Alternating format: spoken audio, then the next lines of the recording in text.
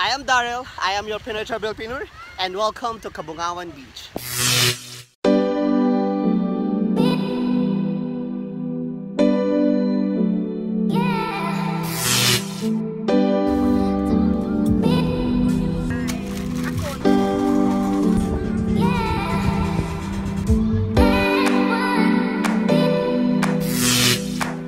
Dito na tayo ngayon sa Cabungawan Beach, nagsiset up na sila ng tent.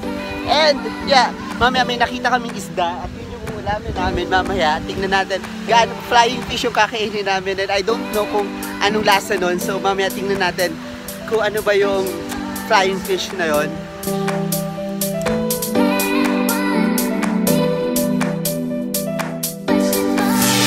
Cabungawan Beach is located in Burgos, Pangasinan. Sobrang ganda ng place na doon. Hindi pa ganun kadami yung tao na nagpupunta. And as you can see, white yung sand niya, and sobrang picturesque doon ng lugar. Lalo na yung area dun sa bato-bato.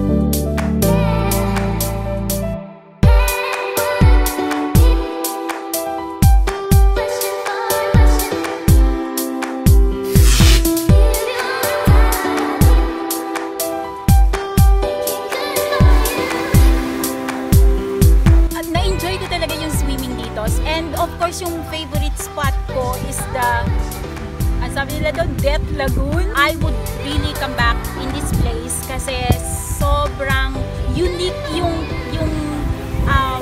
serenity at yung rock formation niya. I love the rock formations and there's so many of it.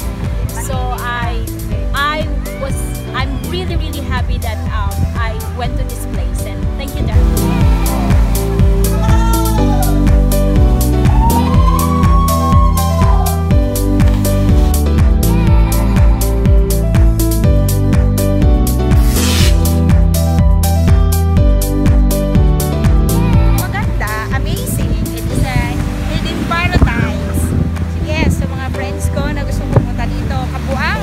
Mabubuang kayo sa ganda.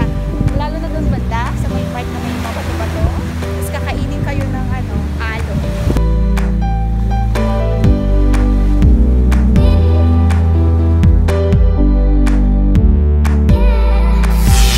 We stayed at Roven's Place, and 150 pesos lang yung entrance dito, and you can pinch a tent or you can rent kubo for 1,800 or above. So depende kung ilan kayo dito. The good thing about this place is meron ng mga lutuan at pwede kayong mag-ihaw-ihaw.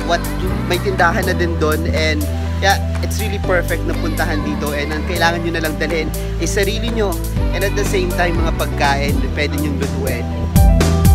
The reason why Roven's Place to is Ronald, si Kuya Ronald, and si Ate Venus dun sa kanina sa tindahan.